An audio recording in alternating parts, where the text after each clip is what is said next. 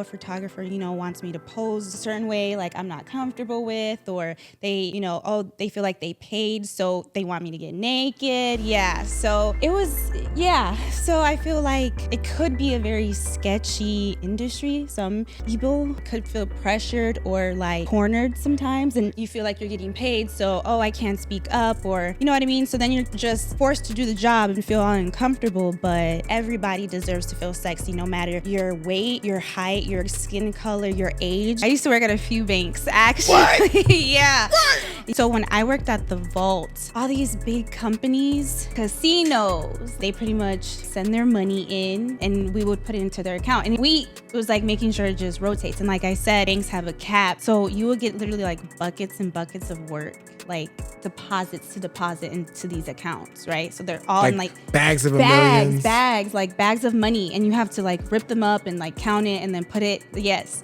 And yes. And there's like a bunch of cameras, like you're being watched for sure. Are you allowed to say the typical amount that a bank will have? Like, I don't know. I'm gonna get in trouble. I want to find out. I think that's where the light bulb switched, because I like to be outside. I can still be fully clothed and be sexy. Right. You know what I mean? Like, I don't have to be, don't get me wrong, I do love my lace, I love my lingerie, I love all of that. But just women are just so ugly to each other. And I feel like there's enough room at the top, at the table for everybody. So I just want to see everybody win. Like, nah, there's actually a sisterhood that exists of beautiful models that all get along. They all want to see each other win, and they're all networking. Yes. Right? Yes. And it feels safe. It almost reminds me of like a union for models. That's what I'm saying. Like, I wanted to feel like a sisterhood, a union. That's exactly what I wanted to be. Do you have any, like, just one piece of advice you can give to up and coming models that might want to follow your footsteps, whatever it may be, I feel like...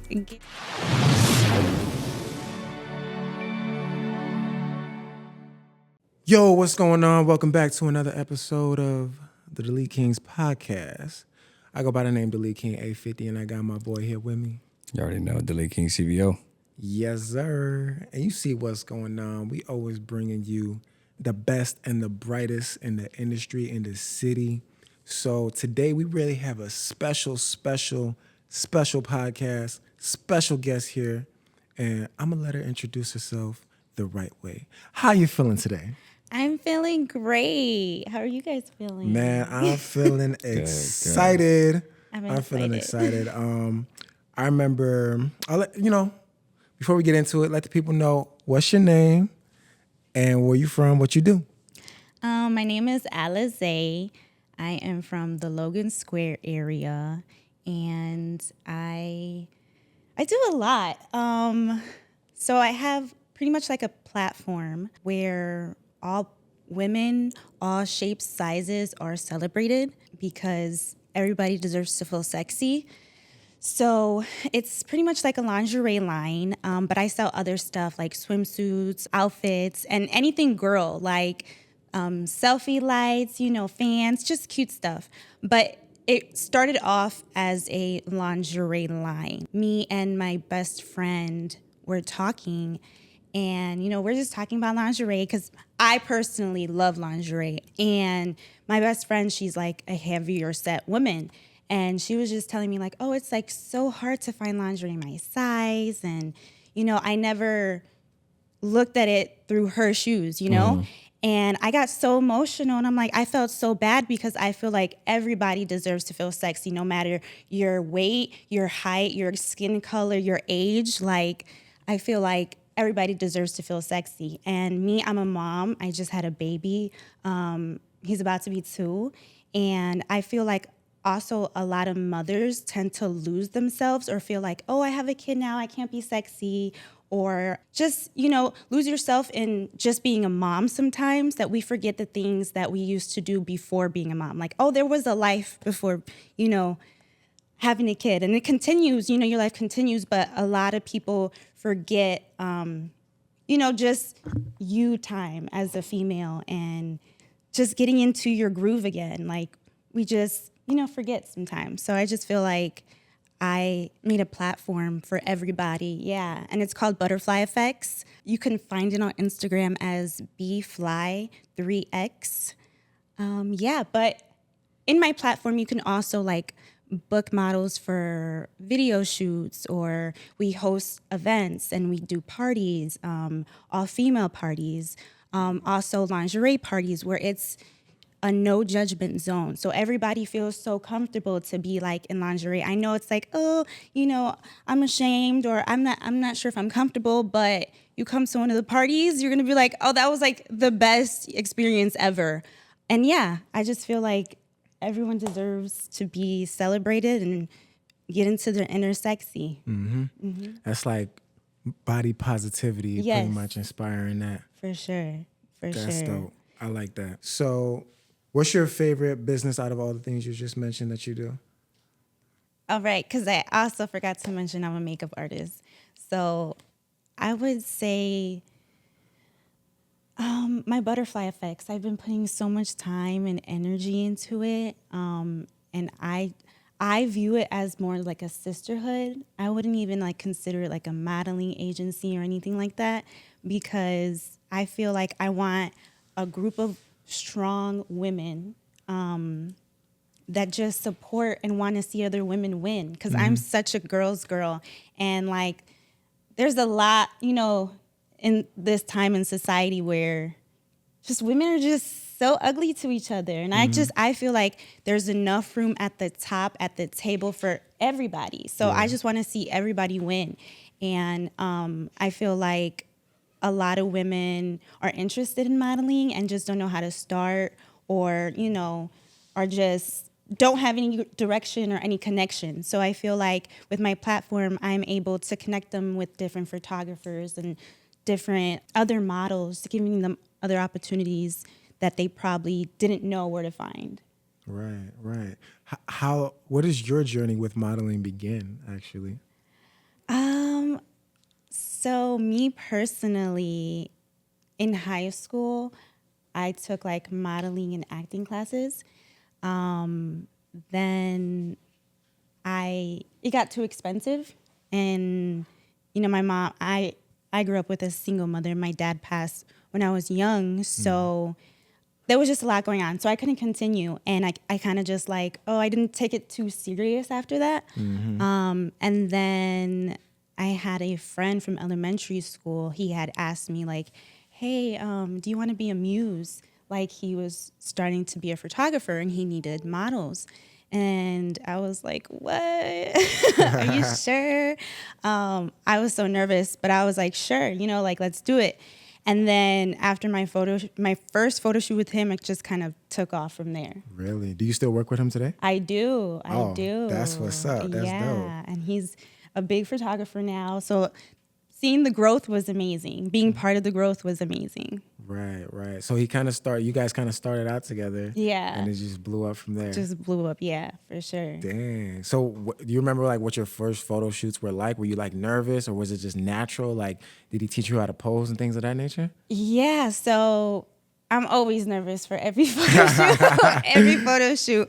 But that one I was super nervous because, again, like, it was my first time. I'm like, okay, angles, I don't know how to pose. But he made it so comfortable for me. I didn't feel like awkward. Of course, you're going to feel like, oh, how do I look? But once you see like the end product, you're like, dang, okay, snap. Yeah. I loved it. I used to do like a lot of photo shoots as well with the models and just networking. And it's like one thing, the creative process, and then making sure they're hitting the right angles, posing, get the right sunlight hitting, all of that. And then the end product.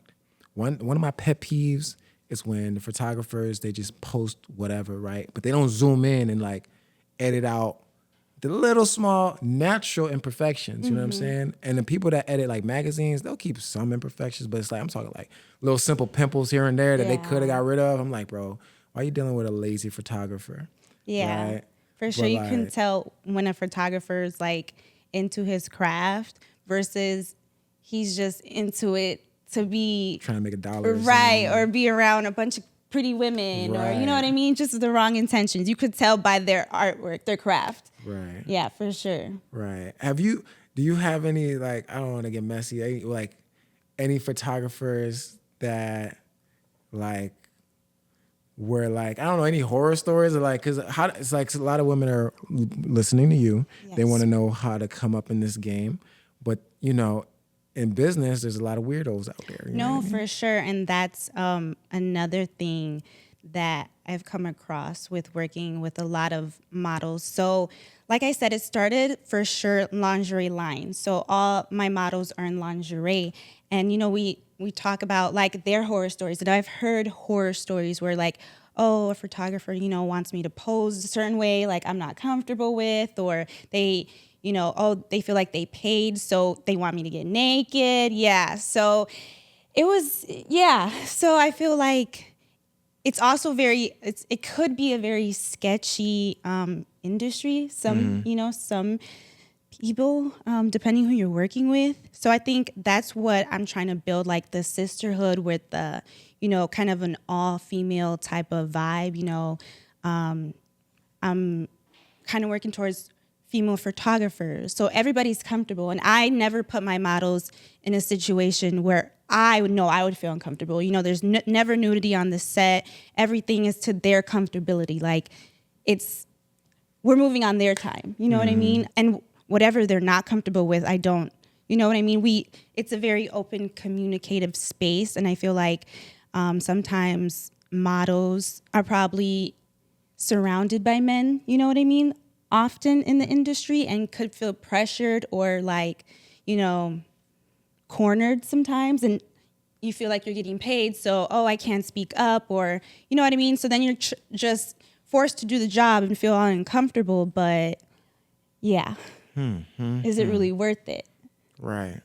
So what do you suggest they do if a model is like shows up to a photo shoot and she finds herself in an uncomfortable situation? Like, what advice do you typically give to those ladies? Like, because it's like, do they just leave, not get paid? Like, how do you even deal with that, or how should a lady deal with that? So usually I'm on set for every photo shoot, and I have built connections with photographers that aren't on that, you know what I'm saying? But they're also working with other photographers outside of BFly3x and, you know, doing their own thing. Because like I said, it's not an agency, so they're not like stuck and signed with me, or like, oh, you can't work with nobody else. No, because this generation, a lot of people are doing their things independently. So whether that's music or an independent model, I just, on my set, it's always a open communication. You know what I mean? And I'm never going to send my model to a place or a job that either I'm not there or I don't know the person. You get what I'm saying? If I can't be there, I'm going to make sure like, oh, okay, I'm sending my assistant or somebody's there so you're not alone. You know what I mean? I sometimes, you know, when I go to photo shoots, I'd be like, oh, can I bring somebody? Can I bring my sister? Can I bring somebody? Just so, you know, comfortability. So I feel like if I'm usually there and we're, you know, open communication, and even before like contracts or they're hired for a job, it's in the contract. Like I speak to the model like, okay, what are you comfortable with? What are you not comfortable with? So prior to the job, they know, the person booking them knows what's, you know, what are their limits? What's, you know, I guess approved or acceptable. Yo, I've never heard of this. Like it's rare where you can get that level of like communication, right? It's like you guys actually care about the models. It's not about like you're not objectifying them. Is that the word? Right? Yes. So they're human beings and they want to feel safe. It almost reminds me of like a union for models. Yeah, that's what I'm saying. Like I wanted to feel like a sisterhood, a union. That's exactly what I wanted to be. And even like we have like group chats, and sometimes a model might experience a bad experience with a photographer outside of BFly3x. You know what I mean? So then they put it in the group chat like, hey, this was a weird experience. Just, you know, a warning, you know, just in case this photographer hits you up. Right. This is how it might go down. You know what I mean? Right. Or just beware. Yo, that's valuable. Yeah. So how exclusive is it? Because I'm sure the people watching, they might want to join The butterfly effect? Yes. So it's like, can they join, or they have to like be vetted? Do you find these girls? Or like, no, okay. So I usually have like a casting call once a year. But also I tell the girls, like, if they recommend somebody and this person, like, they can vouch for this person, like, oh, they're going to show up on time, like, they're going to take it serious. Then we can, add you in if you missed the casting call, or, it just isn't time for it. But if I feel like you're a fit, or like, the team feels it's like a good fit, then yeah. Okay.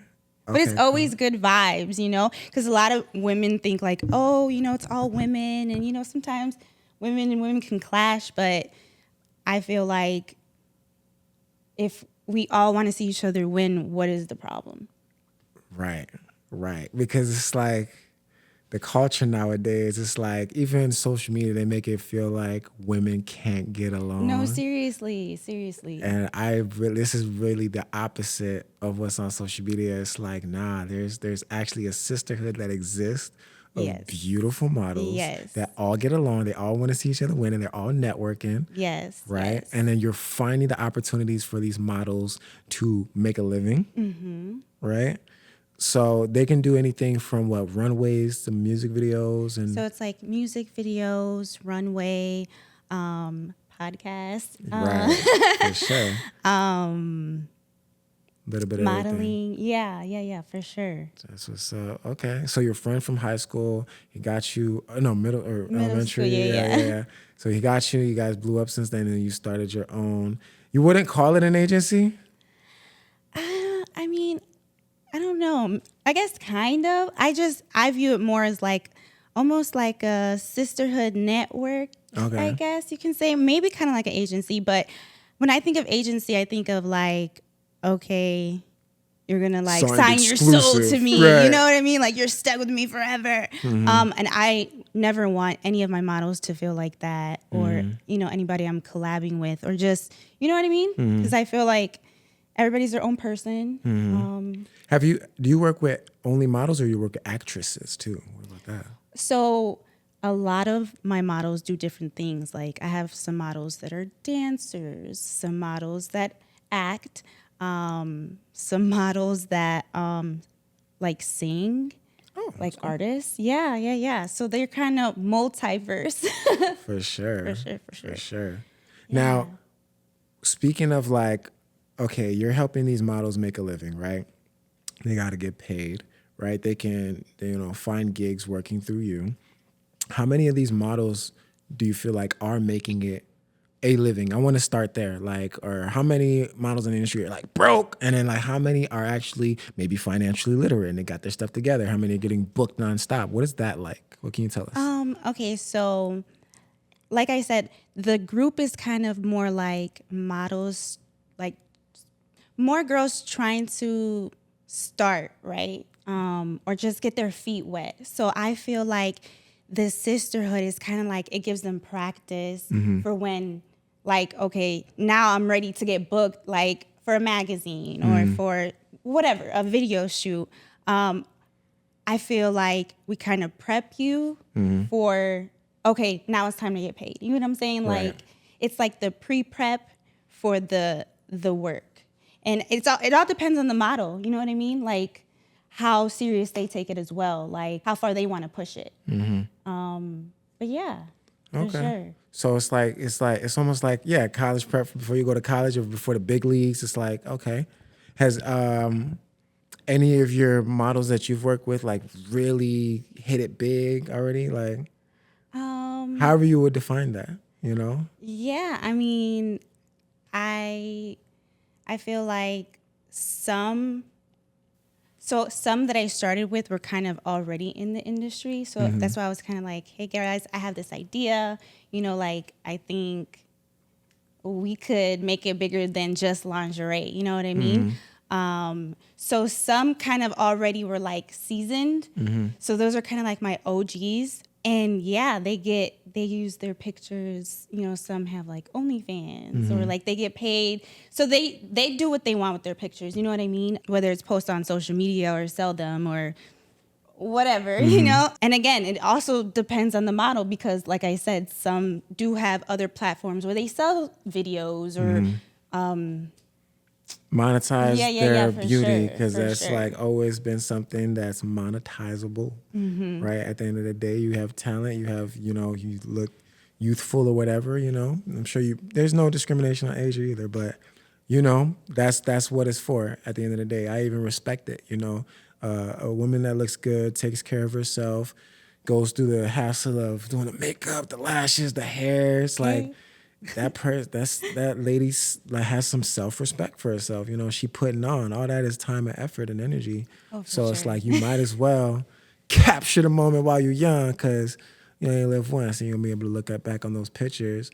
So that's what I say all the time. Yeah. Like, you're only young once. Like, yeah, you gotta, you know. Because, man, when you get old, I mean, imagine having no pictures of what you used to look like or whatever. That's like. so sad. I have so many pictures in my phone. I don't post a lot, but I have so many pictures. Really? Pictures. Yeah, that's crazy. Probably like 25K or something. Over. Sheesh. I'm not even lying. I probably have like 36K. Wow. Maybe more. Right. I hope it's backed up. You know what I mean? It is. Yeah. For sure. So as far as like, the modeling is your main thing, and then like, what has it been like to like sell the lingerie, right? Because you guys do events as well too, right? Yeah, we do events. We do pop-up shops also. Is there like a website? Yes, there is a website, www.butterflyeffects.com. Okay. But it's spelled like butterfly, and then effects is spelled EFFEXXX. Ah, snap. Okay, that's creative right there. That's creative. How does that business going? I mean, how passionate are you about it? Like, so I thought selling lingerie was gonna be easier, considering the generation. Like, I do have a lot of friends that are dancers. I have a lot of friends. Okay, so my friend group is very diverse. I have a lot of friends, you know, in real estate, and, you know, they do a lot of things. Lawyers. I have friends that are nurses, doctors, but I also have friends that are dancers, performers, and I thought OnlyFans, you know, creators. So I thought like, oh, it should be easier, you know, like, yeah. everybody needs lingerie at the end of the day. Right. Right. But I found it harder than I thought it was going to be. And I think that's where I am pretty much in the process of the rebranding and like the shift. Like, I still want to sell lingerie and stuff. But I want it to be, like I said, more of a sisterhood. Like, you don't have to just pose in lingerie or swimsuits. You know what I mean? Like, it could be outfits, because you can be sexy and everything. You don't have to be, it doesn't have to be, you don't have to be half naked to be sexy. You get what I'm saying? Like, there's other ways to be sexy, and I want that to be shown in all ways. Wow. Okay. So you're expanding from only the lingerie to like more so everyday clothing, like outerwear and everything? Yes, like outerwear, clubbing attire, some will say. Okay. Outside. That's what's up. Thank Okay. you. So I'm imagining you have like a lot of designs that you've thought of that, you know, that you're about to like put out soon? Like, you have a timeline for that or what? Yes, for sure. So I notice, like, when I go outside, people like, oh, I love your outfit. Where'd you get your outfit? You know, like, actually, you can find it on the website. Right, you know what I mean? right. Like, that's when it really like clicked. Like, okay, everybody's like asking about this fit. Right, you You gotta can find go- this fit. You know, Yeah. okay, cool. So I think that's where I kind of like the light bulb switch, because I like to be outside. I like to be sexy. You know what I mean? So I can still be fully clothed and be sexy. Right. You know what I mean? Like, I don't have to be, don't get me wrong. I do love my lace. I love my lingerie. I love all of that. But not everybody's into that. Not everybody's comfortable with themselves or just don't, aren't into dressing up. Right. So everybody has their own way of feeling sexy. Yeah. But at the end of the day, I feel like everybody still deserves to feel sexy, feel themselves. 100%. For sure. I like that. So I'm excited to see like what you actually come out with, because it's like from lingerie to just everyday wear. I mean, I know there's a couple brands I could probably name, but it's just like I can imagine you really blowing up off of that for sure. Thank you. Yeah. Okay, so we got the clothing and lingerie. What else you got going on that the people need to know about you? So I do makeup. Okay. I do makeup. Here and there. Here and there. Here Okay. and there. What's the story with makeup? Like, how did you get into that? Makeup actually was an accident as well, kind of. Really? So I guess in high school, that's when I kind of like, I'm into makeup. Right. And, I kind of like self-taught YouTube. That's when like YouTube makeup tutorials was a big thing. Right. So I taught myself, and I would just do my makeup. And then one time, one of my sister's friends had hit me and was like, hey, can you do my makeup? I'm going out. It's my boyfriend's birthday. They had like a whole dinner plan. And I'm like, your makeup? Like, are you sure? I'm like, you trust me? And she's like, well, your makeup comes out nice. And I'm like, yeah, but that's different, doing my own face versus doing somebody else's face. And she was like, yeah, just try, And I kid you not, my hand was shaking the whole entire time. And her mom's sitting there watching me. I'm just like, oh my God. But the end product came out so nice. Right. And then she kept asking me, and then other people started to ask. Mm-hmm. So then my husband was like, oh girl, you should start charging. Right. So I'm like, charging? Like, what? Are you serious? Like, I don't even know how to charge. Like, I've been doing it for free. Like, how do you even say, like, hey, I charge now? You know what I mean? Right. So I was kind of nervous, but then I started charging, and he's like, okay, you have a talent. Obviously, if they're coming to you, you're doing something right? So I'm like, okay, cool. So, yeah. That's how that started, and it just kind of like took off from there. Right. Okay. And you got the business set up for makeup now? Mm-hmm. Okay. See, I like hearing those stories because it's going to inspire the next person to don't be scared to charge, because it's like, put a little tip of the jar. Like you deserve, to get paid for a good service. It's a fair exchange. Sure. And then not everybody is so stingy with their dollars. People are proud to pay sometimes. Money ain't a thing to some people, right? So, for those, young entrepreneurs that want to get into something and you're hesitant, look how easy she was able to launch her business just off of, did you get like clients off of word of mouth mostly, or did you promote the fact that you did it? Or yeah, so like I made like my Instagram page because, people were telling me like, girl, you need to make a page, you know what I mean? And I was like, see, I lack so much confidence, and I think it's because I'm like such a perfectionist that I feel like when I put something out, it has to be like, like the best. And that's where I kind of like, not gonna lie, I kind of fail because I lack confidence. So I'd be like, oh, I don't want to post that, or I don't want people to judge me. You know what I mean? And I feel like there's so many makeup artists out here. So I just be like, oh, I don't want to, you know what I mean? But you just got to put it out there. Right. Just put it out there. Right. And so a lot of my clients is mostly word of mouth, but then they tell their friends, and then a friend tells a friend. So yeah, and social media helps because then they can see your work. Right, 100%. Sure. Because somebody's looking at you like they want to be you and you don't even know it. You know what I mean? Like they would want to be, they inspire, oh my gosh, she does makeup, she does the modeling. Because social media is a thing, like a picture can say 1,000 words. No, seriously. Do people get the wrong impression of you often? I would say so. I think. What's the most? What do they say? What do they assume? What are some assumptions people have about you? I think they probably assume that I'm like stuck up or like a bitch. Just like off, I guess, my look, or like pictures are like mean or standoffish. But I'm so the opposite. I'm just really shy. Like I'm really shy. So like in high school, I was just really shy. And I think a lot of people, like, once they got to know me, they're like, oh, like, you're really cool. Like, why haven't we talked before? And I'm like, I don't know. Why haven't you talked to me before?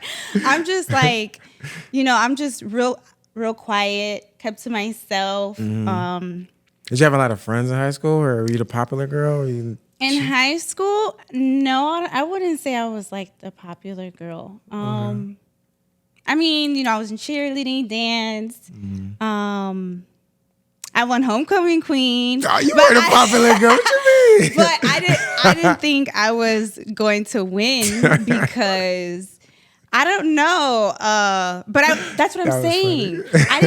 I didn't feel like I had a lot of friends, or like I mingled with everybody. You know what I mean? Like, I feel like I'm just a chill, down to earth type of female. Okay.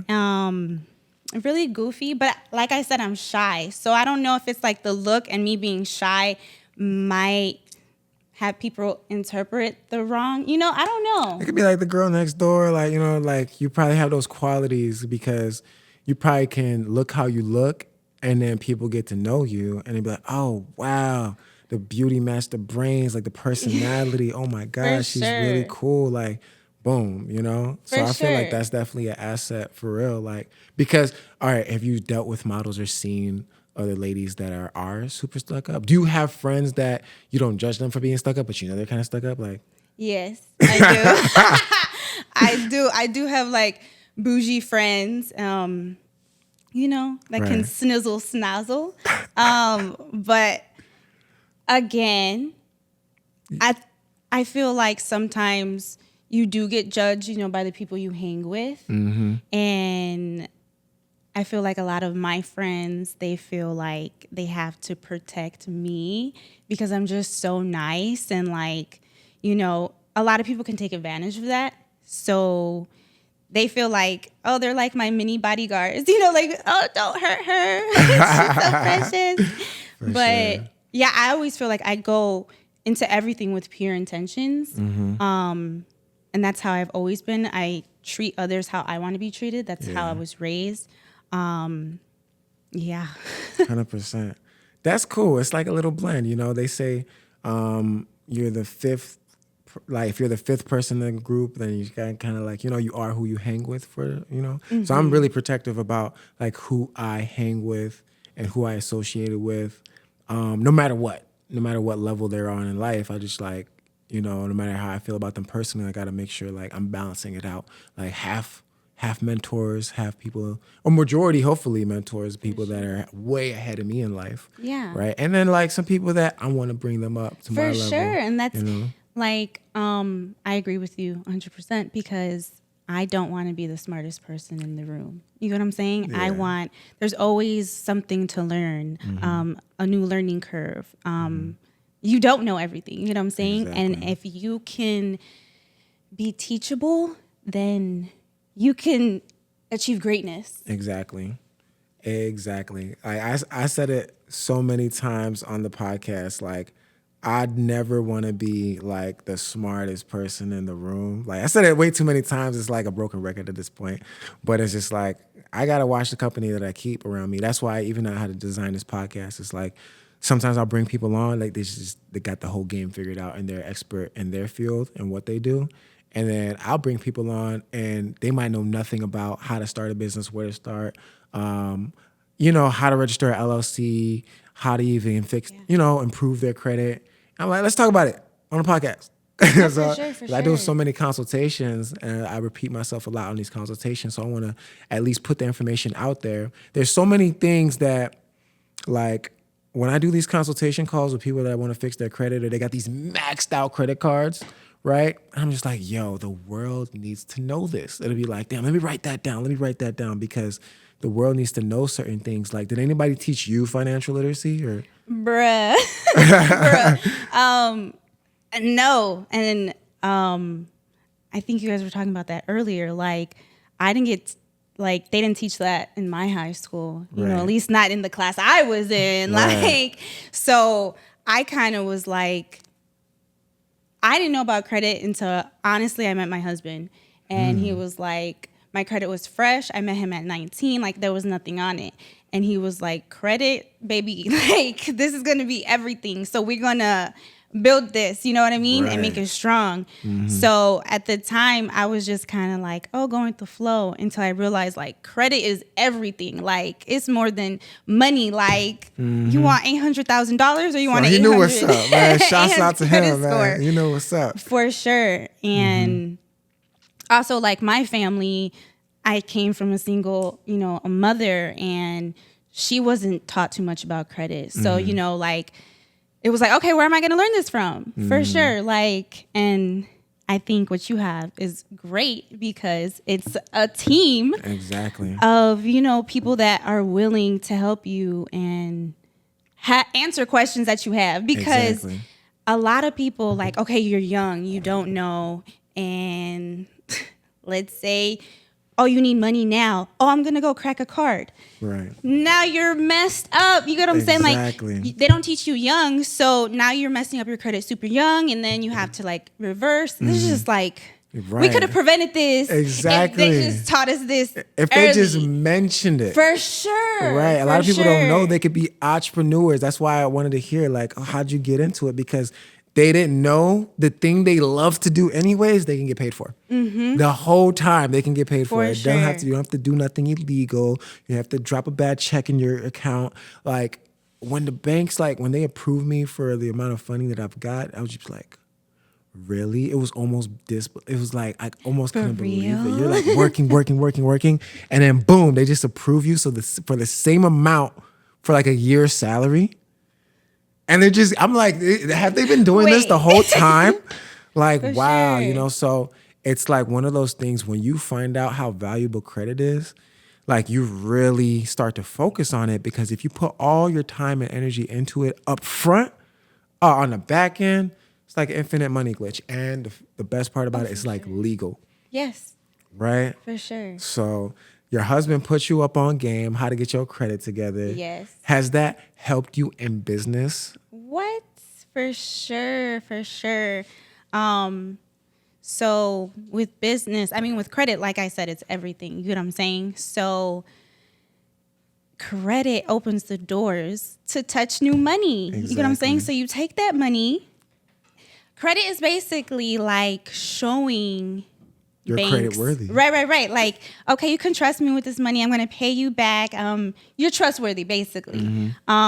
So once they know that they can trust you with money, they're just going to keep giving you money. Exactly. So it's you so flip that money. sense. You just, for sure. Like, once they can see, okay, so for example, a credit card, right? You swipe it and then you pay it. It's pretty much like proving to them that they can trust you with more and more money. You use it, you keep paying it off. You get what I'm saying? So, and that's with everything, cars. They run your credit for apartments. This is a lot, like, for sure. Like, credit is everything. Exactly. And you really don't think about it. like, when you're young, like, oh, I'm going to need credit to get a car, to get they're going to run my credit for an apartment or for a house, anything. They're going to, So essentially, if you have no credit, how are you going to show that you're trustworthy? Exactly. Right? There's no data to go off. There's no proof. You know what I mean? Sure. You can't just say, hey, look at my Instagram. You say I got these bands. You know what I'm saying? I got it. You know what I'm saying? Like, or who are they going to call your cousin? Right. You know, to verify that, oh yeah, I borrowed him $20. He paid me back. He's good for it. Like, nah, we're trying to get the big bag. So more times than not, if you got a credit limit of like, let's say $5K, bank number 2, they might say, you know, we'll give you $5K too. It's nothing. You know what I mean? Like, we'll match with that. One of my bankers, he does it all the time, right? I'll be like, this client right here got a $50,000 limit at bank number 1. I need you to match it. He'd be like, all right, we see what we could do. You know what I'm saying? Crack knuckles and like, Get to work. you know what I mean? And then they're either gonna match it or they gonna come close.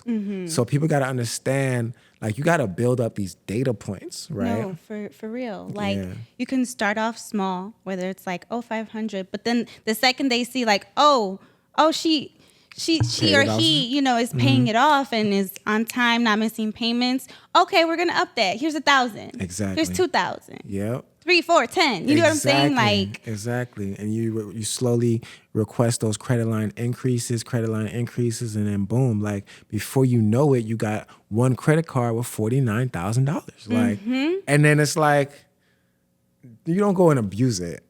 Right. You don't abuse it, but you use it. Yeah, exactly. You gotta I say people gotta learn there's a difference between spending and investing.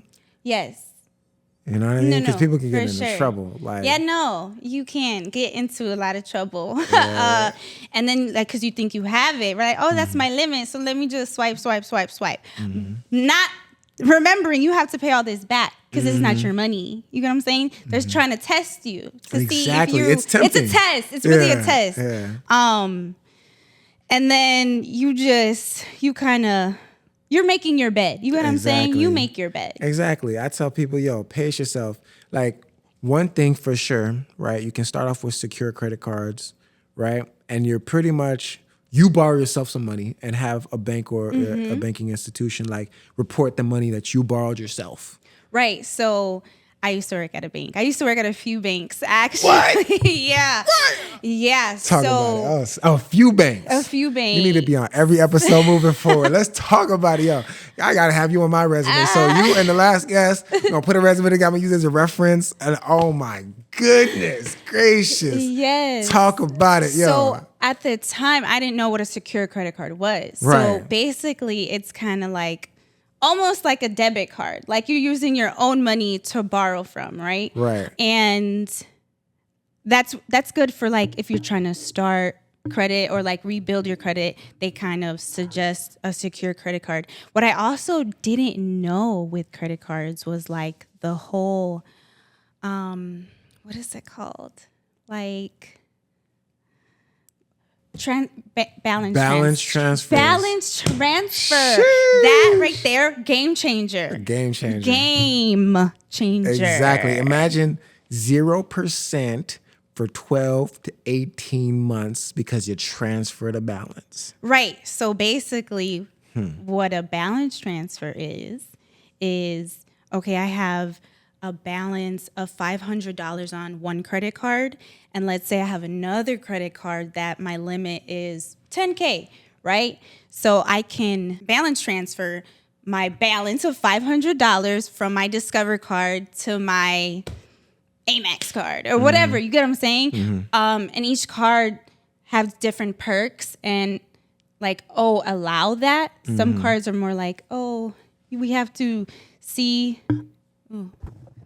Or like you get special offers, like, you can do a balance transfer. And like you just said, now it's again, so the same balance that you had probably is accruing interest. You move to this other credit card for 0 interest for a year. And now you have the same debt, but no interest. Exactly.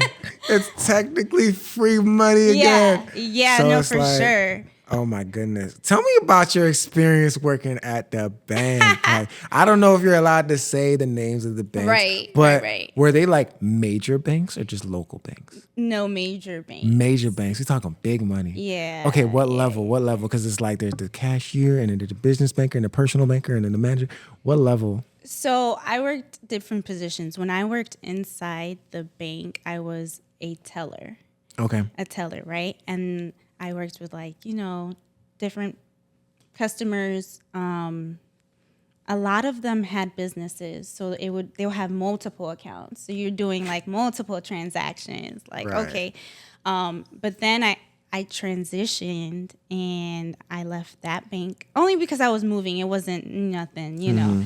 And I got hired at another major bank, but I was in the vault, so I didn't then deal with any customer service. It was just like everybody, that works in the vault. Those were the people I would pretty much deal with on a day-to-day basis. Okay. Every time I see a vault at the bank, I see it wide open, low key, and I'm just like, is this a subliminal message? Like, why is it wide open behind the counters? So break that down. What do you? Okay, so like banks are only allowed to hold a certain amount of money. Like, it's not like the movies, oh, you can rob a bank and there's just all this money. You know what I mean? Like, they have a cap and they're not supposed to reach over that cap because of that. You know, like, okay, if we do get robbed, they only stole this amount of money. You get what I'm saying? Are you allowed to say the typical amount that a bank will have? Like, I don't know. I'm gonna get you in trouble. I want to find out, yo, because I swear I'll be like, yo, can I get 20,000? And just be like, almost like they'll get nervous, their heart will start. We only have 5, like, like, you know, you have to call ahead. They give me the same speech every time.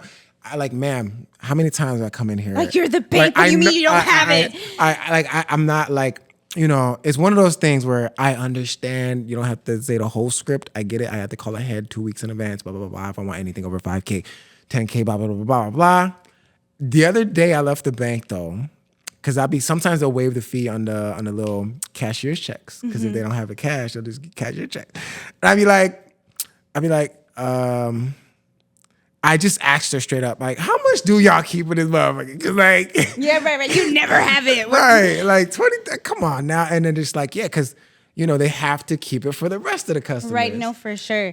So when I worked at the vault, the banks basically ordered their money from us. So that's how the banks kept running. You know what I'm saying? So at the vault, all these big companies that have, you know, an account with that bank, like it was big companies like Walgreens, Macy's. So they pretty much, you know, send their money in and we would put it into their account. And it was even like casinos, all the money. So it was like making sure it just rotates. And like I said, banks have a cap. So they have to send out money to us because they can't, you know, keep money over a certain limit. And then they order money from us. So when they, like she just told you, we have to order it. They were ordering it from the vault. So you went from a bank teller at I guess that's a commercial location where you're dealing with people walking in. Mm-hmm. And then the vault is not a commercial location? So the vault had a commercial location, but every bank has a vault. So I know you see a vault inside the bank, right? Right. But that's not all the money. That's what I'm saying. So they have a cap. So all the money is really at the vault. So the headquarters is called the vault. Okay. So it's not like, another bank. The actual, where the money is held is called the vault. Okay. Sheesh. Hey, yo, tune in. I'm trying to tell y'all, we giving y'all the song. Okay, cool. Now we talking. So it's like, they got the vault, they got the headquarters. This is not a tutorial for how to rob the bank. No. But would you have gotten that job if they didn't see your prior experience as a bank teller? Honestly, I don't think so. Okay. I don't think so. I want to be a banker so bad. Like still, like I'd be itching like, yo, how do I get in the door? Because I can't be standing. I can't do the bank teller stuff because I'm sure by now, like the hype went away after about a week of counting. You probably counted like $1 million literally in your first week of being a teller or something like that. Like just... Oh, well, yeah, no, for sure. It touched a lot of money. So, and they have the counters, like money counter, they count that. Right. So after the hype dies down, then what? It's like, it's not, because I met somebody that was a bank teller, it was not enthusiastic. It was just like, do you look at dollars different after that job? Oh, I knew money was always dirty. But I seen... When I was working at the vault, I seen more of like cash flow, like the actual behind the scenes of like just like stores and like money and like, dang, like this is how the cash is just moving. You know what I'm saying? Like, okay, so like I said, it was like major companies like CVS, Walgreens. They're doing billions? Yes. Like you're seeing the billions in there. Yeah, just like every day, like we're in here, man, and like the job in the vault, it's not like you clock in at this time and you're here from this time to this time. It's you're here until you're done with your work. Oh. Yeah. It's like that in corporate too? Well, and I don't know if they were short-staffed or what was going on, but like like when I first started, it was a lot. It was for sure a lot. Like I was clocking in at 8, leaving at 9 type of stuff. Yo, I be telling people that like if I want to hire some people on, I be like, you're gonna get paid for what you do. Like you're not getting paid just to like show up. Like your presence isn't good enough. Like your actions actually affect the bottom line. And you're going to be productive, right? Is that fair enough? And I'm asking them, I'm not demanding them. I'm not asking, is that a fair transaction where you get paid for what you do? You're not just simply trading your time for money. But it sounds like in corporate, man, they had you in there. Well, I guess it was because like all the work that came in on that day had to be done that day. It wasn't like, oh, we could save this for tomorrow because, the clients, they're sending their money and they want their money deposited into their account. You get what I'm saying? So that business day, they're expecting this amount of money to be just, you get what I'm saying? So everything had to be done within that business day. So, it was also a team effort though. Like, okay, so like, let's say another vault teller, because that was like the job title. But I did a lot of things in the vault, like a lot of different positions. But vault tellers, so you would get literally like buckets and buckets of work, like deposits to deposit into these accounts, right? So they're all in like bags of millions. Like bags of money, and you have to like rip them up and like count it and then put it. Yes, and yes, I've only seen that in the movies. No, for real. And there's like a bunch of cameras, like you're being watched for sure.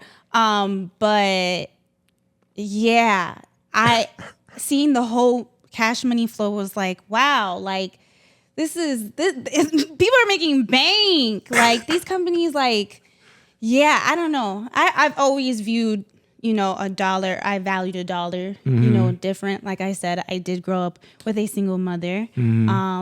She provided everything for me, thank God, Right. But I've always valued a dollar. Right.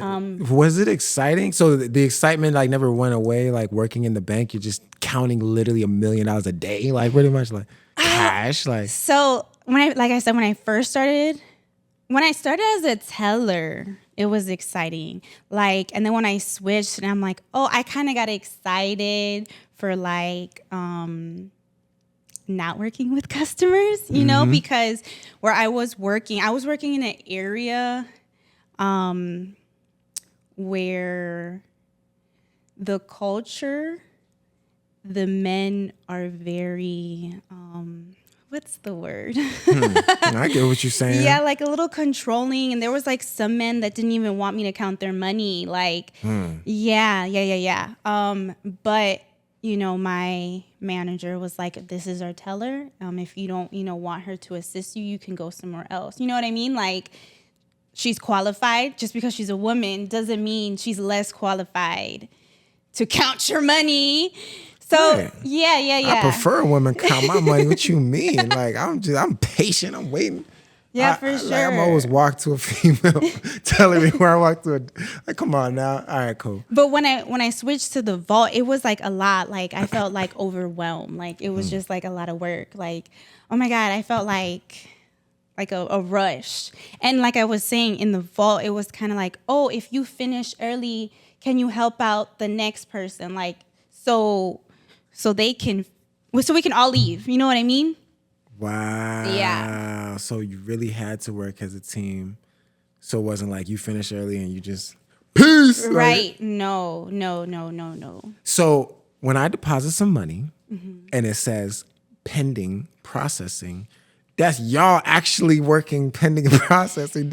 No, okay. So like when it's clients, like customers, because our clients were like I said, like companies, like big companies, like commercial companies. Right. That's what I was dealing with in the vault. Okay. But usually like, okay, so if you deposit money like a check, that's what you're saying?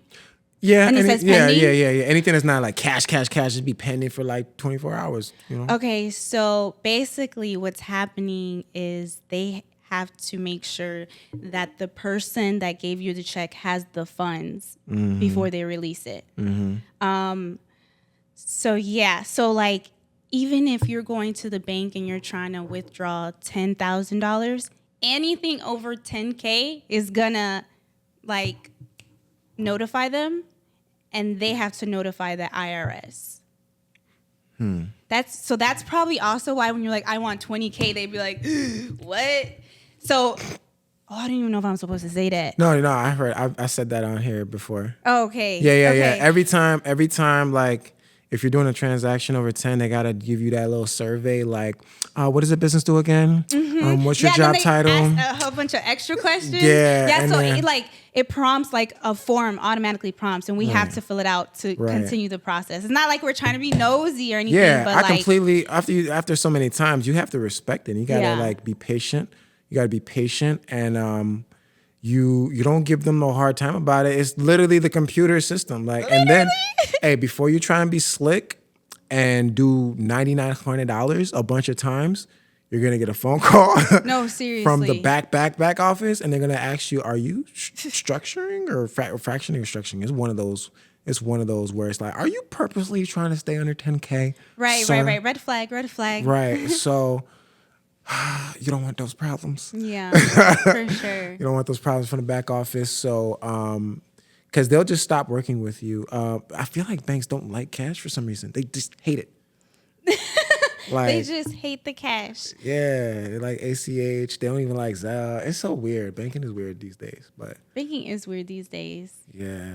So, man, you went from banking to, you see how I just lit up when you was like, oh my God. Banks. Right. So, yeah, you can show me how to get hired at one of these banks. I don't want to start at the teller, but I just want to be the people pushing buttons in the back, printing money.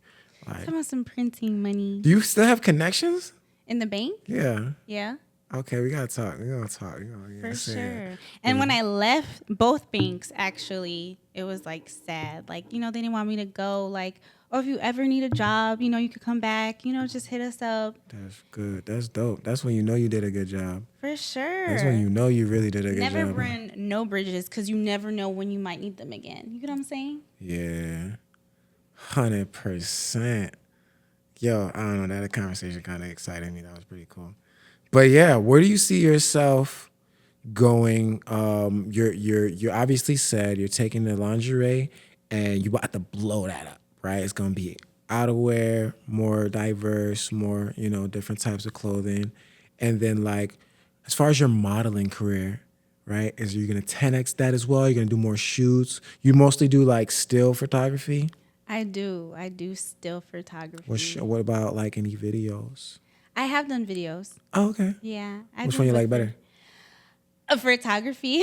I feel like, again, I'm really shy. Mm-hmm. So I feel like with videos, and also being married, mm-hmm. is like, not saying, I'm restricted and can't do this, can't do that, but there's a respect level, you know what I mean? And depending on what you want in this video, like, I'm not going to be twerking, you know what I mean? Like, yeah, so. Keeping it classy. Yeah. Respect that. That's dope. And that's why I feel like you can give advice to like ladies that they look really, really, really good, but they still want to have like a regular life behind the scenes, right? Yeah, for sure. So I feel like you gave a little bit of game on how they can navigate the industry, because how do you do that with having a relationship and modeling?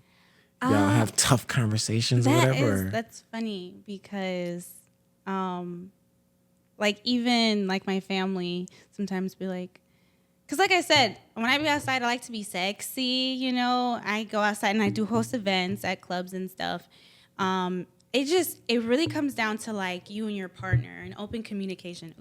Open communication. Mm-hmm. Yeah, like my partner, he's really like, he lets me be me. You know what I mean? He mm-hmm. doesn't want to ever feel like, he's controlling me. And my biggest thing is fashion. Like I love clothes. I love to dress up and do this, do that. Mm-hmm. And he lets me be creative in my space. Mm-hmm. Because I feel like my outfits is like my outlet. You know mm-hmm. what I mean? Like, you could say so much with an outfit. So I really put a lot into that. Mm-hmm. And he's just, confident. He trusts me. You know what I mean? And like I said, open communication. Hey, I'm going to be here. Like, this is what we're doing. Like, I just feel like if we're open, there's nothing like, weird or secretive or like, you're being, So that's for cool. sure. That sounds like a beautiful partnership. You know It really is. Yeah. For sure. I feel like a lot of people do ask me like, oh, you model in lingerie sometimes. Like, how does your husband feel about that? Like I said, he's pretty confident. You know what I mean? Like, yeah. That's what's up. Because if he was insecure, it wouldn't work out. Yeah, snap. Okay. Well, yeah, we about to wrap up right now. Do you have any just one piece of advice you can give to up and coming models that might want to follow your footsteps, whatever it may be, I feel like get yourself out there. Like, fear is really one thing that's gonna stop you. You know what I'm saying? Or like lack of confidence. I lack confidence myself a lot. And a lot of people, when I tell people that, or like, they be like, what? I would have never. What? Because that's what I'm saying. Like, I guess I don't, the way I portray myself. You on point. You Yeah. know, you put that poker face on, you just go for it anyways. Yeah, fake it till you make it. Exactly. Okay, I like that. We're gonna wrap it up on that. Okay, remind the people where can they follow you? You can follow me on Instagram, Spanish Zay, Spanish.ze. My name is Alize. Alize. And you can also follow BFly3x on BFly 3x. BFly3x. That's what's up. Y'all know where to follow her. And if you trying to level up your life, get your credit together, get an 800 score, and 6 figures in business funding. You know what to do. Links in the bio. Join the community, school.com/850, where you can learn the game on how to level up, do all that good stuff. Right? Appreciate y'all for tuning in. Yeah. Tune in to the next one. Like and subscribe. It's Deletekings 850. We out. Yay.